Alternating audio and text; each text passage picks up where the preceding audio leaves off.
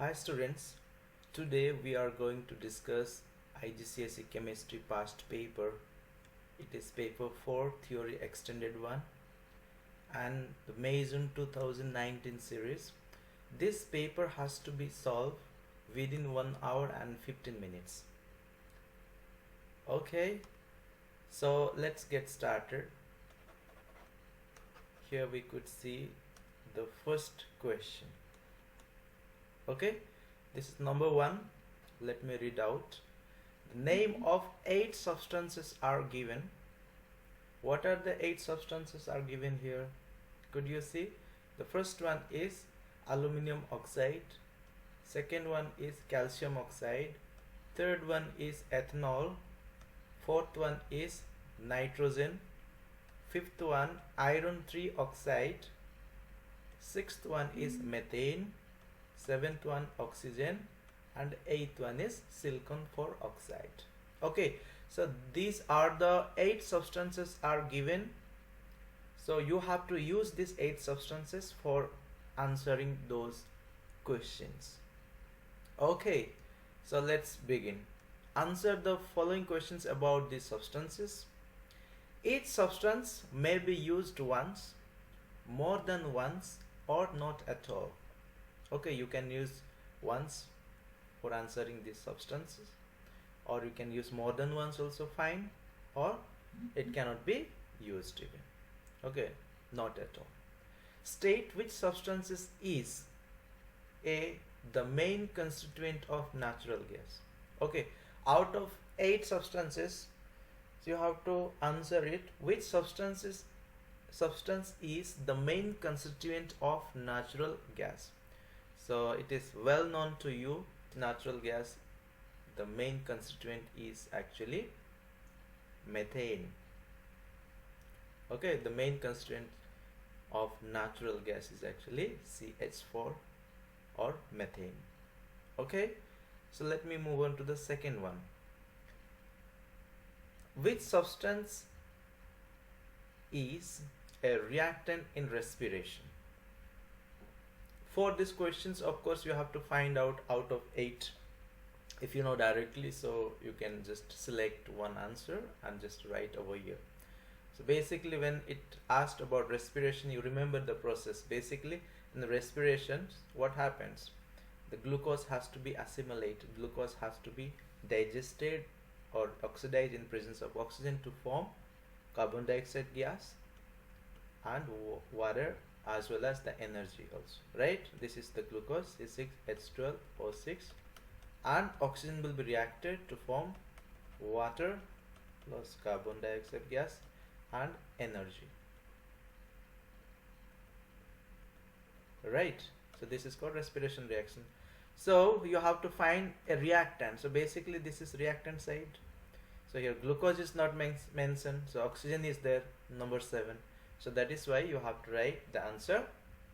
Oxygen is the correct one. Okay, so oxygen is used as a reactant in respiration. Is it clear? Very good. So let me move on to the third question. Okay. I mean A, C. Which substance is the main constituent of bauxite? Okay, this question came from chapter 3. So you could find it.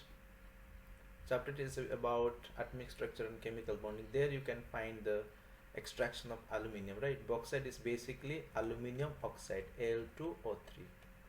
Understand? This is known as the ore of aluminium also. This is also known as ore of aluminium metal. Understand? So the main constituent of bauxite is actually Al2O3. Clear? Now number 1D. Which substance a product of photosynthesis? So now you have to remember the process of photosynthesis. Photosynthesis basically how it to be taken place. Plant is preparing food by means of this process, right? So in fact Plants uses carbon dioxide and water in presence of sunlight, right, to produce glucose or plant food, you can say, and oxygen is a byproduct. Oxygen as a byproduct. So oxygen is present in the substances, given substances, so you can take out that option, that substances, and write over here. So oxygen will be the right choice, right answer. Okay. You have to write oxygen, and the answer will be O2. Okay, now first bit E, number 1E. Which substance is a greenhouse gas? Look at which substance is greenhouse gas. Can you tell me? Here there are 8 substances. Is it aluminum oxide or calcium oxide or ethanol or nitrogen or iron oxide or methane or oxygen or silicon oxide? It is well known to you that greenhouse gas basically methane. Okay, because of methane, greenhouse effect taken place. Okay, and here I like to add one more point. Other greenhouse gas is carbon dioxide as well. Okay, so carbon dioxide and methane, these are the 2 gases is said to be greenhouse gases. Okay, so here methane is there, so that is why your answer will be methane. Okay, did you get it? Very good. Now the next one, number 1F. A macromolecular solid. Which substance is a macromolecular solid? So here in the option there are 8 substances. Look at it. Is it aluminum oxide or calcium oxide or silicon oxide or oxygen or methane or iron or ethanol or nitrogen? So you know that silicon oxide is the macromolecular structure. Macro means big structure. So basically silicon dioxide has a large structure. Understand? So that is why your answer will be silicon dioxide. Clear? Now let me move on to the second question. This is also easy type of questions. You can see 2A, sodium 1122, sodium 1123 and sodium 1124 are the isotope of sodium. Here they are talking about isotopes. Okay, isotope of sodium. Let me read the questions what they asked and how we gonna answer it. Okay, first bit. Describe how these sodium isotopes are same, how they are different in terms of total number of protons, neutrons and electron in each. Okay, when they talk about isotopes, you remember the definition. Isotopes basically what? The atoms would have same number of protons but different number of neutrons, right? Okay, so let us answer. How we gonna answer it? They asked what is same in this element and what is different. So basically here you can see the atomic number, or what we call it proton number. Proton number of sodium is 11 here, second also 11, here also 11. That means the proton number is 11. Proton number is 11, and you know that each atoms would have same number of protons and electrons as well. That is why they are treated to be neutral, right? So that is why if 11 protons are there, definitely there will be 11 electrons. That means these sodium atoms would have same number of protons and same number of electrons. Okay, but what is different? What is different here? Different is neutron number is different, because here you can see neutron number of first atoms. Neutron number for first atom is actually here. You can see, just a while, let me erase and again I would write it so that it will be clear for you. Okay, now look at the sodium atoms. here how many neutrons are present. Neutron basically can be calculated by means of what? A minus Z. A stands for atomic mass or nuclear number, here 22, minus Z is basically atomic number, or in other word we called it proton number. So 22 minus 11 is equal to how much? Obviously 11. Second, 23 minus 11, it is 12 proton. Third, you can 24 minus 11, how much? There will be 13. That means they have different number of neutrons. 11 neutrons in the first atom, second atoms would have 12 neutrons, and third atoms would have 13 neutrons. So in this way you can find out the neutrons and you write it. Neutron number is actually different, but proton and electrons are actually same number. Understand? Okay, very good. So let me move on to the next question. It is second bit. Why do all three isotopes have an overall charge of 0?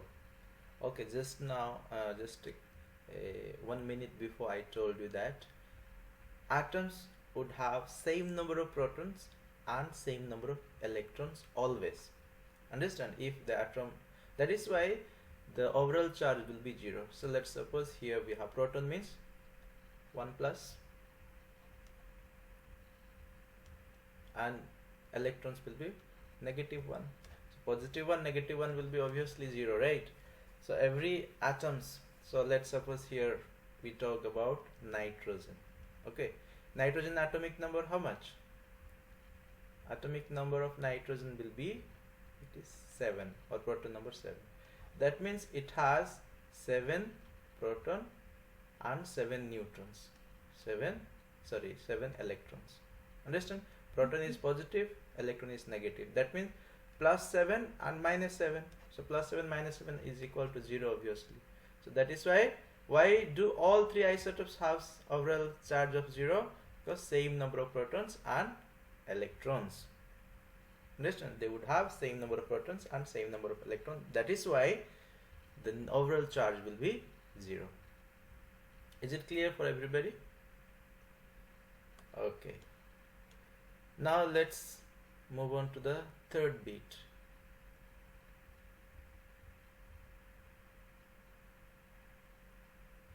Why do all three isotopes have same number of chemical properties?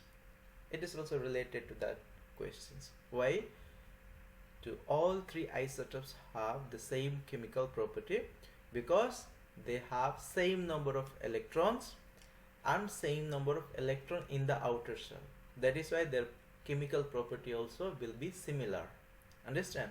If at all an atoms would have same number of electrons with the same number of outermost shell electrons, then that's going to be that's producing the same chemical property. Clear? So the next one, this is fourth bit. Why do sodium ion have a charge of +1? Sodium ions have a charge of +1. Why? What is the reason? Because they have one more proton than electrons. So here is the sodium atoms. Okay, it has atomic number is 11, its mass number is 23, right? So they are talking about sodium ion. That means it is not Na, it is actually Na+1. Okay, they are talking about Na+1. So atomic number obviously 11 here. So you can say that the sodium ions would have 11 proton, but how many electrons? There are only 10 electrons, because the sodium atoms has already lost one electron. That is why it is mentioned Na+1. Na+1 means already one electron is being lost. Understand? So there is a scarcity of 1 electrons. So the proton number was 11, and the sodium number was how much? 10 electrons. Why? Because there was 11 electron initially, but as it became Na plus 1, that means it lost one electron. So that is why you can say that sodium ions have one more proton than electrons. Okay, this will be the right answer. Okay, shall I move on to the next question? Okay, very good. So now the B. The carbon is an element which exists in different forms. Carbon is an element which exists in different form. So what is the question? Let me read the first bit. Name two forms of element carbon that have giant covalent structures. So you know very well that there are allotropic form of carbons. You have already studied in chapter 3, atomic structure, chemical bonding, right? There is the allotropic form of carbons we have studied. So you know that. So this is going to be the diamond and graphite. Okay, one is diamond and the second one is graphite. So they have giant covalent structure actually. Okay, diamond will be tetragonal structure and graphite will be trigonal structure. Diamond is very hard, too hard, and that is why we called it hardest substance in the world. Graphite is soft, okay, and graphite can conduct electricity, but diamond does not conduct electricity. So you can write here two names. Okay, second bit. Name the oxide of carbon that is toxic gas. Okay, the gas which is made by carbon that is treated to be like a poisonous or toxic, that's going to be the carbon monoxide, CO. Chemical name formula is actually CO. Clear? Okay, number 3. This question is about phosphorus and compound of phosphorus. A. Phosphorus has the formula P4. Some property of phosphorus are shown. Melting point is there 45 degrees Celsius. Boiling point is 280 degrees Celsius. Electrical conductivity, not conductor. Phosphorus is non-conductor. Solubility in water is insoluble. So phosphorus is water insoluble, means it cannot soluble in the water. Okay, this is the information given here. So what they asked, let us see. First bit, name the type of bonding that exists between the atoms in P4 molecules. So basically it is non-metal. Phosphorus is a non-metals. So non-metals you can find covalent bond. So covalent bond can be seen over here. What is covalent bond? It is actually the sharing of electrons takes place, right? Mutual sharing of electron is known as covalent bond. The second bit, explain in terms of attractive forces between particles why phosphorus 4 has low melting point. It is one more question, so you just write here. Okay, you have to write answer in terms of attractive forces. So attractive forces is actually more or less, just need to write it. So as it is a covalent molecules, a covalent bond can be seen here. So the force of attraction between molecule will be very, very less. So small energy is needed to break this bond. So this answer is quite enough. Understand? So just need to write the force of attraction between molecules are less. Clear? What is the next question? Third. Explain why phosphorus is non-conductor of electricity. So it's straightforward answers. Either you can write it does not have moving ions, or there is no flowing of electrons. So you write there is no moving ions. Okay, so two answers can be written.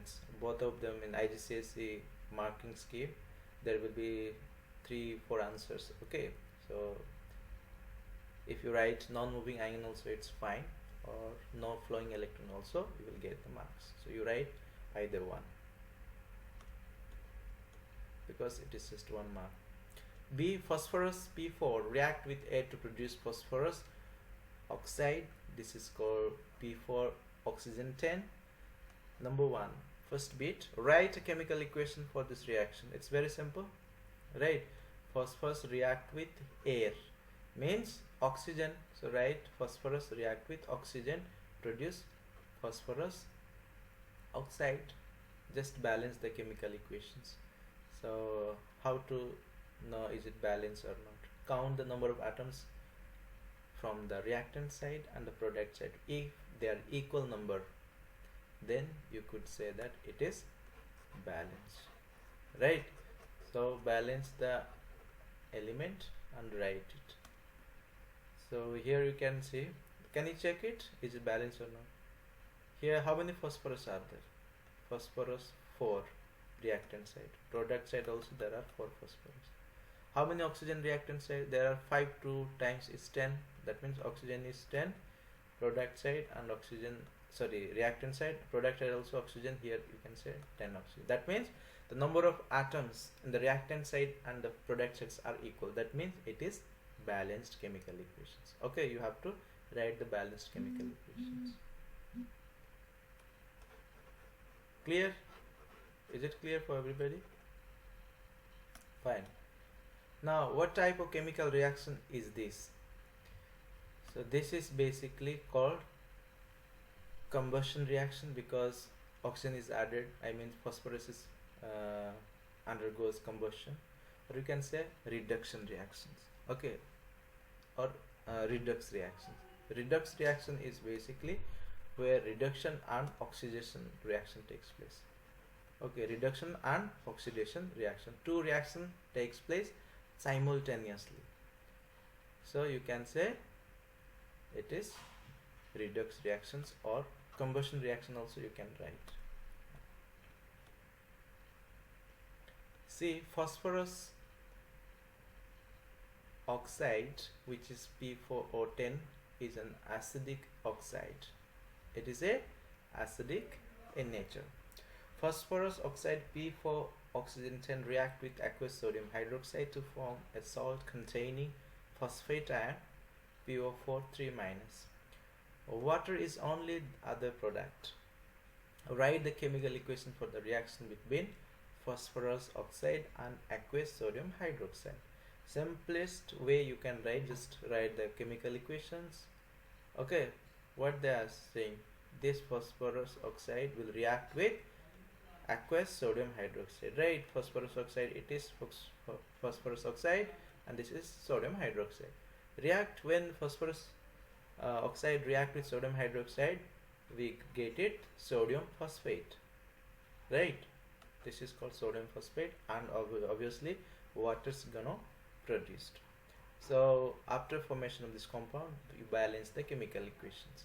So always remember, while writing the equation, that must be balanced. So balanced chemical equation, you have to write it. D, phosphine has the formula of PH3, phosphorus trihydride. Complete dot and cross diagram to show sorry complete the dot and cross diagram to show the electron arrangement in the molecules of phosphine. Show outer shell electron only. Okay, you have to say outer shell electrons only, not all the shells. So first let us do the dot and cross diagrams. Okay, dot and cross basically electron. So here phosphorus are there and 3 hydrogens are there. That dot and cross diagram we need to do. So here how I did, look at it, there was a hydrogen. Okay, and here the here also this first hydrogen, this second, and this third. It is actually connected with this phosphorus. So for this type of cross and structure, basically you have to remember about their electronic structure. Okay, electronic configuration. Phosphorus atomic number 15. So electron structure 2, 8, 5. Understand? So outer shell 5 electron will be there in the phosphorus. And hydrogen, you know, atomic number 1, it has only 1 electron. So electron structure or electronic configuration of hydrogen will be 1.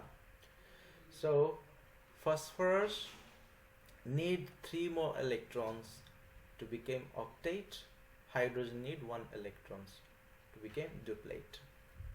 So what happened? Both of them are non-metals. So phosphorus non-metal, basically they are insufficient of electrons. Non-metal undergoes covalent bond, only they can share it, they cannot donate, or they only can share the electron, because hydrogen also needed 1 electron. On the other hand, phosphorus also needed 3 electrons. So what they do, so write it, phosphorus in the outer shell there are 5 electrons, so here we write 1 electron, there is 2, and here also 2 electron. This is the electron of hydrogen. Okay, this is the dot is the electron of hydrogen, and the cross is the electron of phosphorus, for example. Okay, and here dot is the electron of hydrogen and cross is the electron of phosphorus. So now look at it, phosphorus has 5 electron, 1, 2, 3, 4, 5 firstly, and this 3 electron is being shared with 3 oxygen, so that phosphorus became 8. Can you count it now? This 2, 2, this 2 and 2, that means 2 4 times, that will be 8. On the other hand, hydrogen also became duplet, so satisfied. So hydrogen also became happy atoms and phosphorus also became happy atoms. Okay, in this way you can just draw the electrons dot and cross diagram. Okay, shall we move on to the next question? Phosphine pH3, this is pH3, has similar chemical structure to ammonia, like NH3. Ammonia acts as a base when it reacts with a sulfuric acid. Okay, ammonia acts as a base when it reacts with sulfuric acid. First bit, what is meant by the term base? So always remember it. Here actually you're going to write the definition of base. Do you remember the Bronsted-Lowry theory? According to them, what they said about base? Base basically proton acceptor, okay, or hydrogen plus acceptor also you can say. What is then acid? Acid basically proton donor, but according to Bronsted-Lowry says that the definition for base is the base is a substance which can accept proton. Proton means hydrogen plus ion is known as proton. So proton will accepted by the base, so that it is known as base. Clear? So just write simplest way. What is base? Base is a hydrogen acceptor or proton acceptor, hydrogen ion acceptor or proton acceptor. Second one, write a chemical equation for the reaction between ammonia and sulfuric acid. It is very simple. It is NH3 react with sulfuric acid H2SO4 to give ammonium sulfate. Understand? Look at it. This is the chemical equations, and moreover it is a balanced chemical equations. It's easy to write. Understand? Number 4, methanol is made industrially by reacting carbon monoxide with hydrogen. The gas react at the temperature of 250 degrees centigrade and the pressure of 75 atmosphere. These are the chemical equations you can see. Carbon monoxide react with hydrogen gas to produce methanol. Okay. So now look at it. This is actually a exothermic reaction, because they said forward reactions are always exothermic and backward reactions are as always endothermic reactions. Okay, so here is mentioned forward reaction. It is a forward reaction. That means exothermic reaction. Here heat will be produced. more heat energy will be released. Okay. A, suggest the source of hydrogen for the industrial process. How to get hydrogen gas? Suggest the source of hydrogen for the industrial process. The source of hydrogen is actually water. From water you can get hydrogen, or from the natural gas, from methane also, from the hydrogen carbon also you can get hydrogen. Hydrocarbon also the source of hydrogen. Okay, hydrogen you can get it from water also, or you can write hydrocarbon, or you can write natural gas. Okay, so B, complete the table using only the word increases, decreases, or no change. So do you remember, this is the theory you remember about Le-Chatelier principle, and write accordingly. What they asked the questions, let us see. In this table you can see you have to complete the table. Okay, so this is the box. It is for effect of the rate of reverse reaction. Reverse reaction basically backward reactions. Okay, this reaction backward. And this table is for effect of equilibrium yield of methanol. Okay, this they are talking about the equilibrium. And the three important factors here: addition of catalyst, and there is increasing of temperature and decreasing of pressure. Okay, so for the forward reactions, when catalyst is added, so for forward or backward, if you add the catalyst, then the rate of reaction will actually increase. So here they mention about which reaction? Reverse reaction, for backward reaction, so it will be increases. But remember, the effect of equilibrium yield means the production of methanol will be no change if you add the catalyst, especially for this forward reaction. Okay. Secondly, if totally you increase the temperature, then obviously the backward reaction also will increase, because the rate of reaction directly depend on the temperature. Either it is a forward reaction or backward reaction, doesn't matter.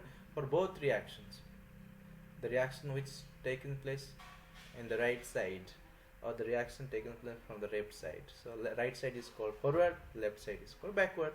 For both reaction, temperature if you increase, then the rate of reaction will also increase. Okay, so that is why already it is here. But the yield of methanol will decrease. Remember it. When you increase the temperature, there is a decreasing of methanol. Okay. And if you decrease the pressure, then what happens? The reverse reaction also will be decreased, and the effect of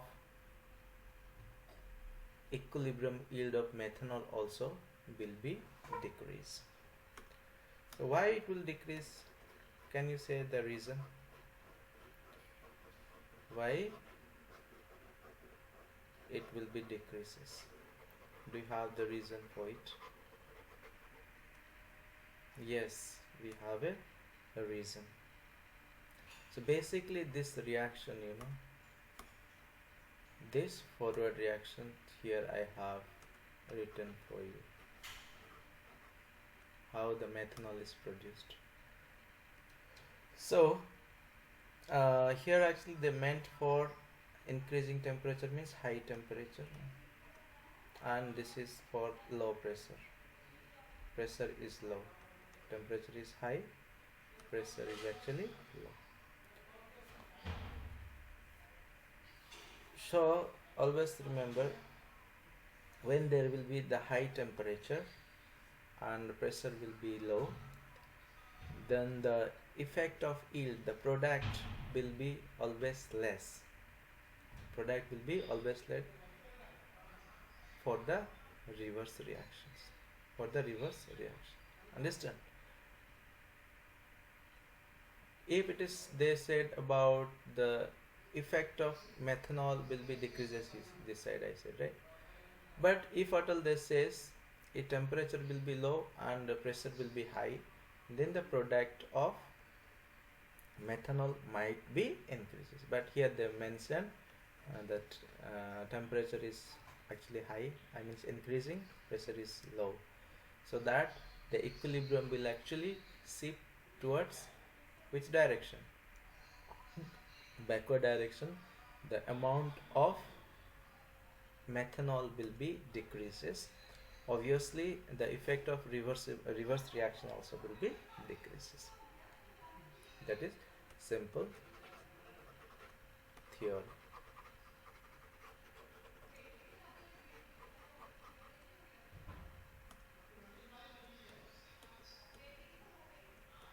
Okay, so now see, methanol is a member of homologous series of alcohol. This is organic part. Okay, methanol is a member of homologous series of alcohol. Straight to general characteristic of homologous series. Okay, what are the characteristic for the homologous series? While teaching organic chemistry, I told you that homologous, homo is related to same, series, same sequence. The sequence, what do you get? How you can say that, I mean the general characteristic property for the homologous series of alcohol. So they will have same chemical property. If you find the two different alcohols have same chemical property from the same series, then you can say that's comes under homologous series. Or same general formula you can find, same general formula differ by CH2, or same functional group also you can find. Okay, if there is same chemical property, same general formula and same functional group, then that is said to be homologous series. Draw the structure of two different alcohol, each containing 3 carbon atoms. Show all the atoms and all the bonds. Name these two alcohol. Okay, so here already I have written for you. So they are talking about draw the two different alcohol, each contain 3 carbon atoms only. So by using how many carbon? By using 3 carbon you have to make alcohol. Okay, so you remember during nomenclatures I told you how you have to name the chemical compounds. Basically you have to remember the word root, primary suffix and secondary suffix. So here word root is actually 3 carbon. So if there is 1 carbon, then we call it meth. When there is 2 carbon, that is eth. 3 carbon, that is called prop. So they are talking about 3 carbon, so you can write here propanol. Okay, so you can write the word root is prop, and of course it is going to be alcohol, so it will be propanol. So propanol you have written, so one alcohol. Another alcohol name is propane 2 oil. Okay, it is propane 1 oil and this is propane 2 oil. So how do you expand the bond structure, how to draw? So drawing is also very simple, easy.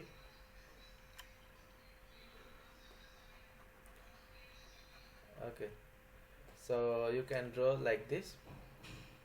Here as I have done it, 3 carbons.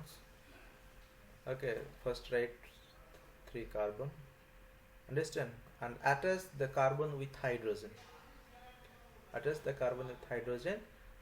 At least carbon should be bonded with 4 single bond. Okay, so that, let's say here 3 carbons. Now here will be 1 hydrogen atoms, here will be 1 hydrogen atoms, here will be 1 hydrogen atoms. So you just write it this structure, and in the first carbon atoms you add the alcohol group, OH group. You can write just OH also, fine. Understand? Then it will become propanol or propane 1 ol, you can say propanol. And another alcohol, actually say just change the position of the alcohol. Here I changed the position of alcohol into the second carbon. Understand? Here I kept the alcohol group at the first carbon, if you count this side as a 1. Here I changed the position of second carbon here into the alcohol. Okay, so it is known as propane oil. Clear? Now let me move on to the next. Third, what terms is used to describe the compound with the same molecular formula but different structural formula? So you know that these terms, right, if they will have same molecular formula but different structure, then that is known as isomerism, or you can say structural isomerism. Iso is equal to, iso means same. Okay, iso actually same molecular formula but they have different structural formula. So that is why this isomerism is known as structural isomerism. Okay, now alcohol react with carboxylic acid to produce ester. The structure of ester is X is shown. Now this is the formula of ester. This ester name is given. So name the ester. So this actually easy to name it. Organic chemistry too, we have already studied this name. Okay, so when you find this type of questions, first and foremost what you need to do is just the ester, you know that it is made by alcohol and carboxylic acid, isn't it? Basically ester is made when acetic acid or any other acid react with acetic acid, or I mean when the acid react with alcohol, we get it ester. Isn't it? So now this ester is actually we have to name it. What is the name of the ester? First and foremost what we have to do is divide two different compounds. So here this is the part of, this is acid part, this is acidic part, and this is actually alcohol part. So while you are naming, make sure that alcohol name should be written first and then followed by acidic part. So here how many carbons are there, you count it and write the word root for that. So there are two carbon, this is first carbon and this is the second carbon, for example. Okay, so here two carbon, 2 means eth, as it is for alcohol we have to use YL. So ethyl. Now name for the acid part. So here only one carbon is there, one means meth. Okay, and as it is acid, when it is turns out into ester, the suffix will be used is noate, so methanoate. Okay, so the name of this compound will be methanoate with ethyl methanoate. Okay, give the name of the carboxylic acid and alcohol that react together to produce ester X. How this compound is formed? This compound is formed by addition of methanoic acid and ethanol. Understand? By adding methanoic acid formula is actually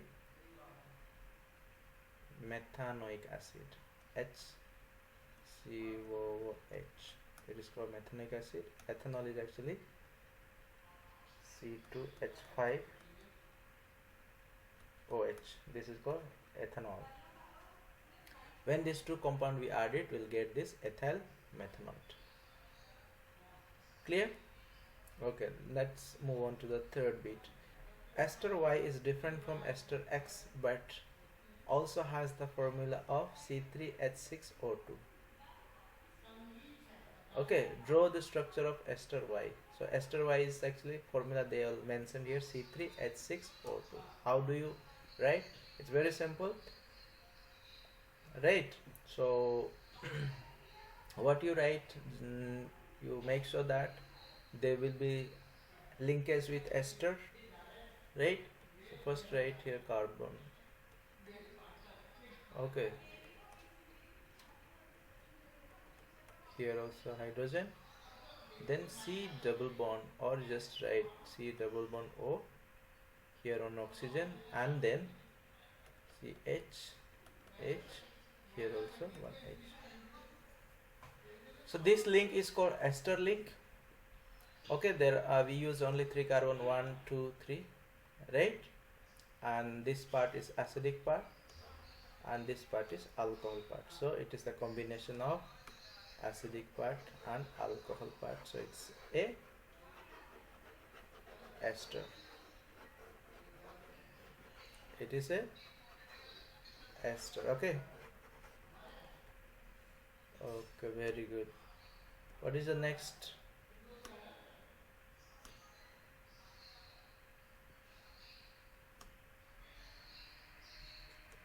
Okay, the next one is number 5.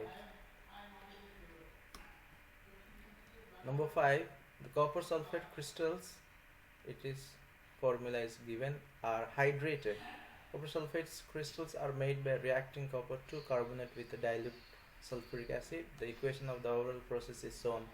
Copper carbonate react with sulfuric acid and even an addition of water to produce copper sulfate 5H2O plus carbon dioxide. Okay, there are 5 steps.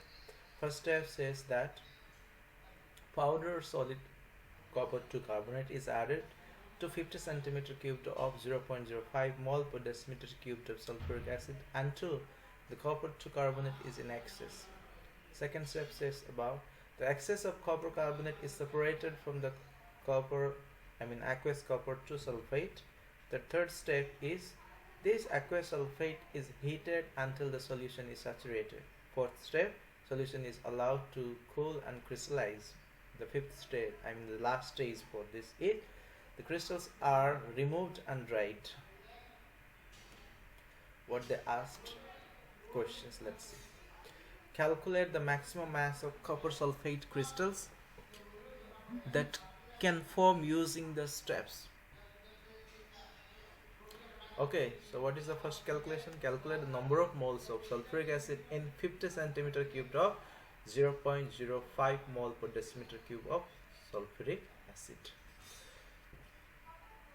So, do you remember while teaching the mole concept, stoichiometric calculations, I might have told you the triangle formula.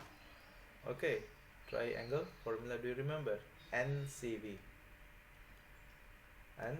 N stands for mole,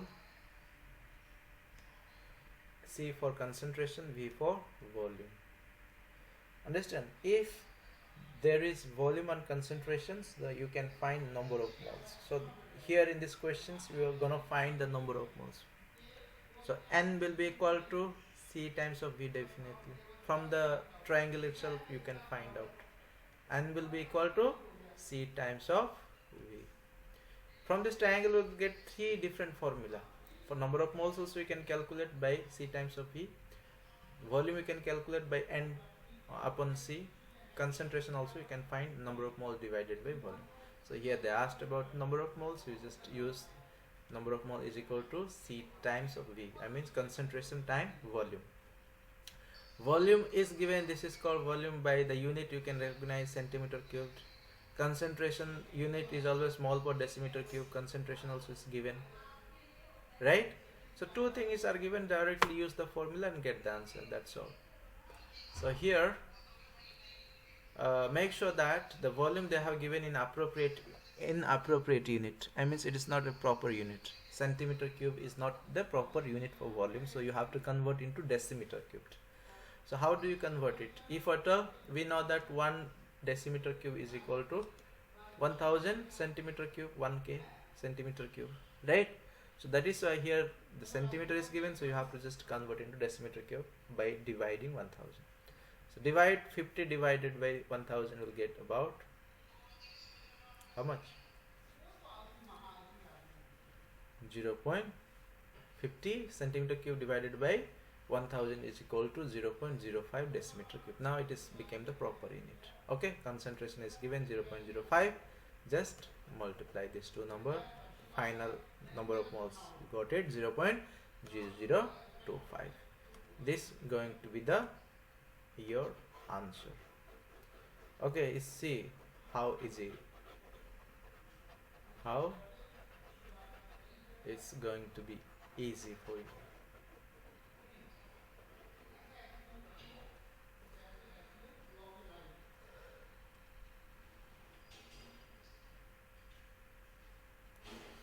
Okay, now let's see the second one.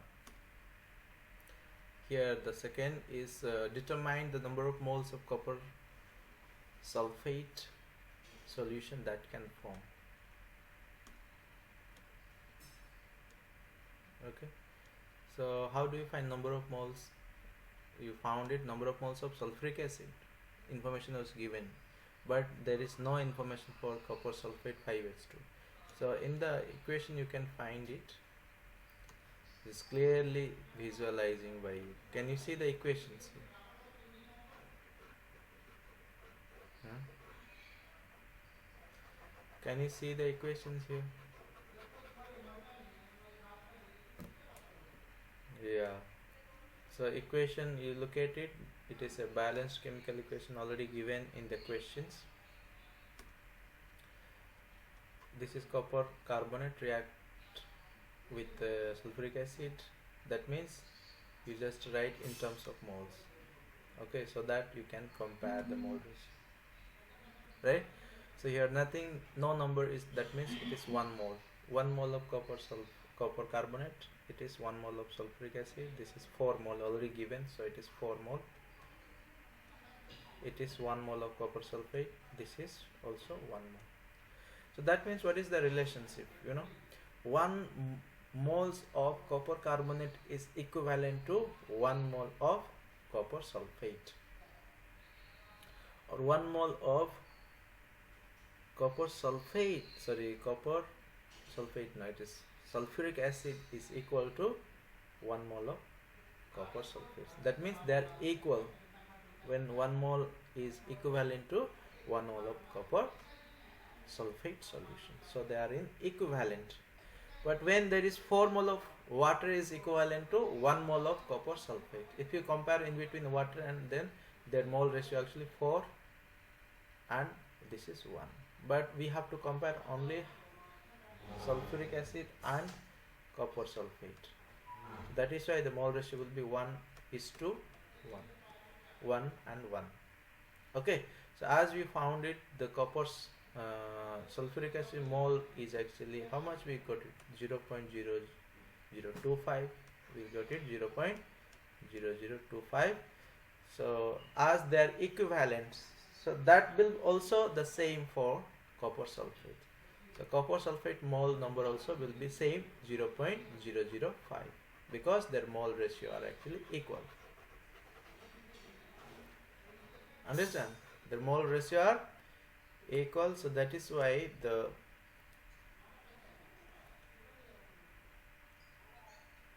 mole number for sulfuric acid will be equal to the mole number of copper sulfate. Now look at student, do you know now the mole of copper sulfate? How much? Mole of copper sulfate is actually 0.002 because their ratio are actually equal. They are 1 divided by 1, I mean 1:1 ratio.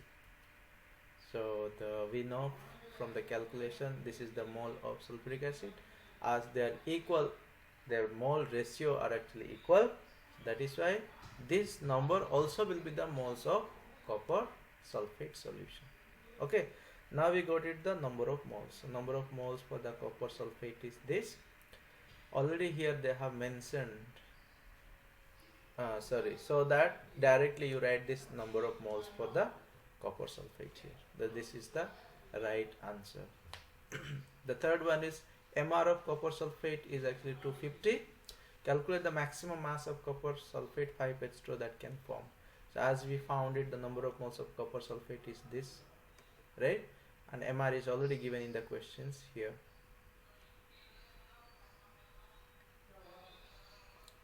Right? So that just use the number of mole formula if at all the mass is given to you.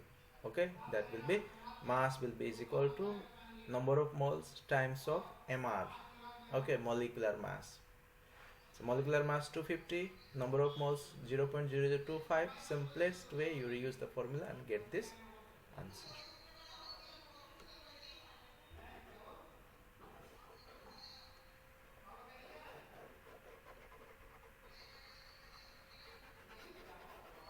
Okay.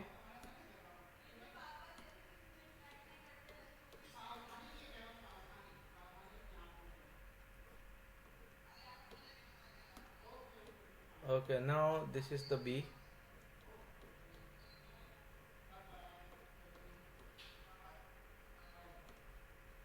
Step 1 to 5 were done correctly, but the mass of crystals obtained was less than the maximum mass. Explain why. What is the answer? Because some copper sulfate remain in the solution and does not form crystals. So that is why the mass was less. See, two observations that would indicate the copper carbonate in excess in step 1. What indication you will get if that is excess? Now you will get bubbling. Okay, so sorry, this indication, if you don't get bubbling or fizzing, that means you can say that will be excess. If you get bubbling or fizzing, that means there is all the compound copper carbonate has been reacted. So that is why the answer will get it. No more fizzing. Fizzing means like you will get bubbles, right? Or you can write no bubbling also, because the solid particles stop dissolving. Okay, next, when the reaction in step 1 is done using lump of copper carbonate instead of powder, the rate of reaction decreases. All other conditions kept the same. Give the reason for this. Explain your answer in terms of particles. So it's clearly says about lump and powder form. In chapter 7 chemical reaction, you studied how the reaction rate depends with the 5 factors. What are the 5 factors? Surface area and the temperature, catalyst, concentrations and light. These are the 5 factors directly depend with the rate of reaction. If you increase these 5 factors, then the rate of reaction also will be increases. So here we have the lump of copper sulfate and powder form. So lump means the large size, powder is very small. Okay, so large size of compound would have less surface area, powder form has more surface area. So more surface area, more reaction rate, less surface area, less reaction rate. So you can write lumps have smaller surface area, or you can write powder has larger surface area, so that the fewer collision per unit times. Okay, but powder has more surface area, so that the collision rate will be more. Okay, one answer you write as it is. Name the different substances other than the copper carbonate that could be added dilute sulfuric acid to produce copper 2 sulfate in step 1. So this is basically what you have to write. Name different substances other than copper carbonate. Other than copper carbonate, what we can add in dilute sulfuric acid? We can add copper oxide or copper hydroxide also. We can add either copper oxide or copper hydroxide. We can add it. Name the process to separate the aqueous copper sulfate from the excess of copper carbonate in step 2. How do you get it? How this process you can separate the copper sulfate from the copper carbonate? By filtration process. Solution of aqueous copper sulfate was heated until it was saturated in step 3. First bit, suggest what is meant by the term saturated solution. The clear definition you just need to write. No more solid can be dissolved at given temperature. So it is known as saturated solution, right? But because contain maximum amount of dissolved solid, so that is why no more solid will be dissolved over there. Second bit, what evidence would show that solution was saturated in step 3? When crystals form, or you put the glass rod with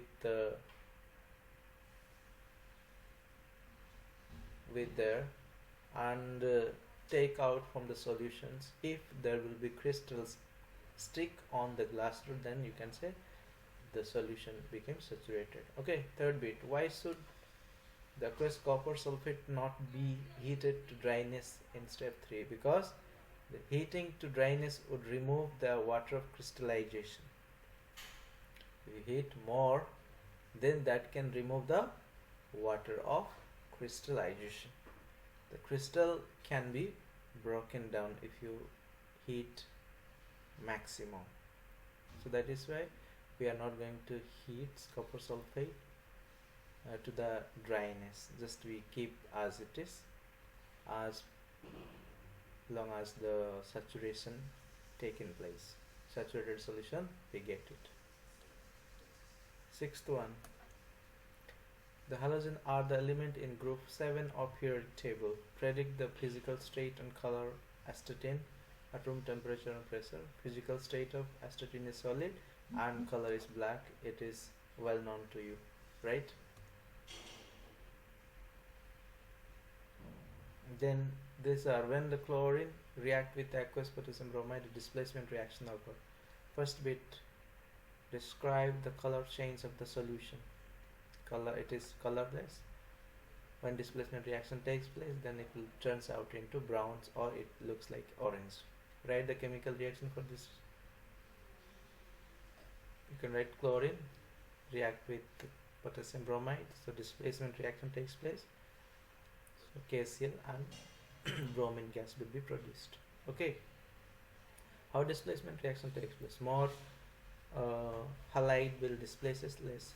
More reactive halide displaces the less reactive halide. So here more reactive is chlorine, so chlorine can displaces which one? Bromine, so that it can display.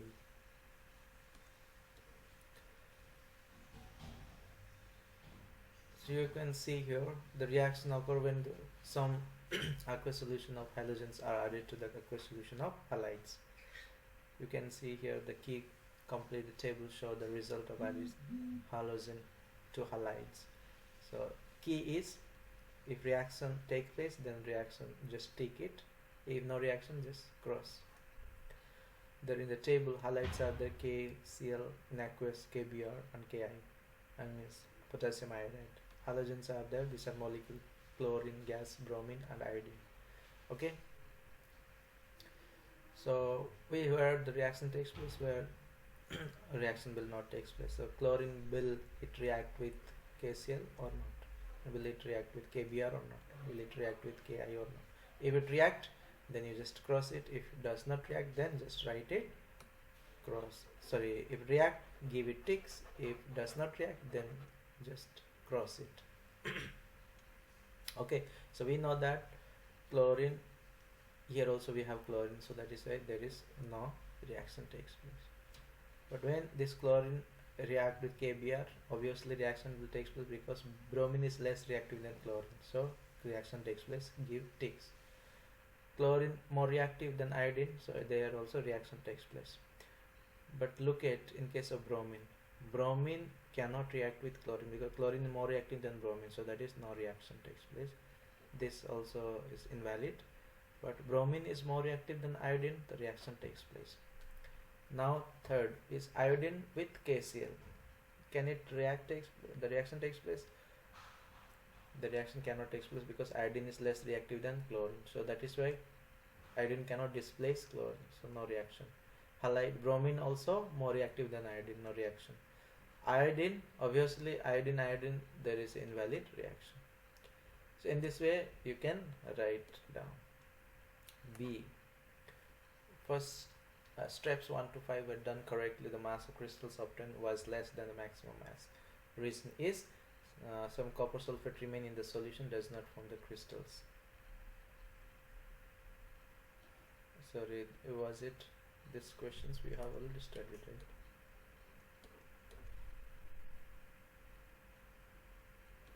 Yeah, it came 2 times, I think.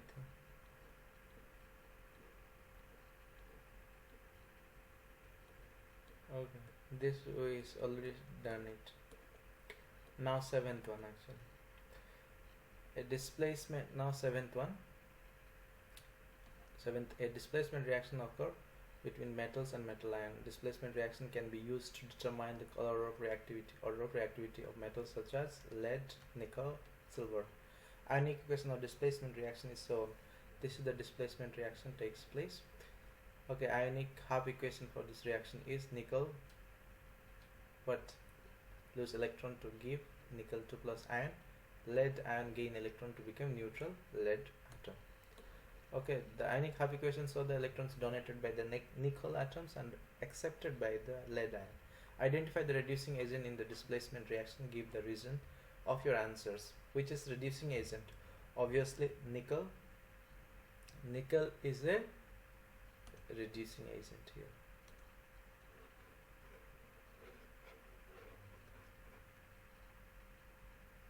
Okay, because here you can see nickel actually lost 2 electrons, so less electron is oxidation takes place. So which one oxidized, that is known as reducing agent. Here lead actually gained electrons and became lead metals. Okay, this is called gain of electron. Gain of electron is known as, what is that? Reduction. Gain of electron is called reduction, loss of electron is called oxidation. So that is why which oxidized, that will be known as reducing agent. So that is why nickel is oxidized, so reducing agent. Reason, it donate the electrons. Reason you can write, it donate the electron. What is the general terms given to the type of reaction in which electrons are transferred from one species to other? Okay, how it takes place, how the electron is being transferred from one species to other by means of oxidation or redox reactions. So that is combined, we call it redox. Reduction also and oxidation also simultaneously takes place. So how it takes place? Lead will lose electron to become ions. Okay, how many electron is being lost? 2 electrons. On the other hand, silver metal ion will gain 1 electrons to become neutral silver. So here is about gain of electrons is called reduction. Here is about loss of electron is called oxidation. So this is known as redox reaction. Okay, so now the equation of another displacement reaction is shown. This is the displacement reaction. Write 2 ionic half equation for this reaction. It is the full equations, you have to write half equations for specified element. I mean this is, let's say, full reactant, lead and Az, I mean silver. So you have to write only one element that will become half. That means you have to write for the lead equation how lead became Pb, I means how Pb became Pb2 plus lead metal ions. Okay, how a silver metal ion became silver neutral metal, you have to solve. That is called ionic half equation. So how the lead metals became lead metal ion? So by losing of electrons. So that is why ionic half equation for lead will be lead aromas, lead 2 plus ion, and loses 2 electrons. So write like this: silver metal plus gain 1 electrons to become neutral silver metal. So this is known as ionic half equations. C. Use the information A and B to put 3 metals, lead, nickel, silver in order of reactivity series. For doing these questions, you have to remember the metal reactivity series. The top reactive is sodium followed by, top is potassium followed by sodium and then so on. Okay, so here you have given, lead, nickel and silver. So you know that nickel is more reactive than lead and silver. So write first more reactive followed by lead, and the less reactive is actually silver. So in a sequence, more reactive to less reactive, you have to write. Okay, nickel is a transition element. Nickel is stronger than sodium. Describe 2 other different physical property of nickel and sodium. Nickels are actually higher density because it is stronger, and nickel has high melting point and boiling point also. Okay, these 2 points you can write it. Predict one difference in appearance of aqueous solution nickel compound compared to the aqueous solution of sodium carbonate. So solution of nickel compounds are actually colored compound, but sodium is not colored compound. Okay, because nickel is a transition element, so it's a colored metal. F. Copper is purified by electrolysis. Nickel can be refined using the similar method. First bit, diagram shows the refining of nickel by electrolysis. Complete the label of the boxes. Here there are box 1, 2, 3. So you know this is positive, it is a electrodes, this negative, and power supply is there. So they have asked about anode made of dash, cathode made of dash, and electrolyte, which electrolyte is taken. So for these questions, remember it. When there is a it is actually based on the purification. It is actually the second type of electrolysis method, that where we can purify the metal. Okay, it is about refining of method. Refining method, what happens? So in one electrode there will be pure metal, another electrode there will be impure metal. So in order to answer these questions, one thing you do it, because students they tend to get confused actually which side is pure metal we should keep, which side is impure metal. So remember you these terms, p42, you know p42 pack one more, p42, right? P for pure, and see this just skip this T, no need to think about it. The C for last letter, C for cathode. So always remember it, cathode side you have to keep pure metal, understand? Okay, so here they are talking about copper is refined, purified by electrolysis. So same way nickel can be refined by the same method. So here they are talking about which metal we need to take. So cathode is made by pure metal, you can say. So once at least your one end you remember which side is pure, definitely the another side will be impure, right? So this will be impure nickel. And which we are going to purify, the same salt to be taken. So nickel salt you have to take it.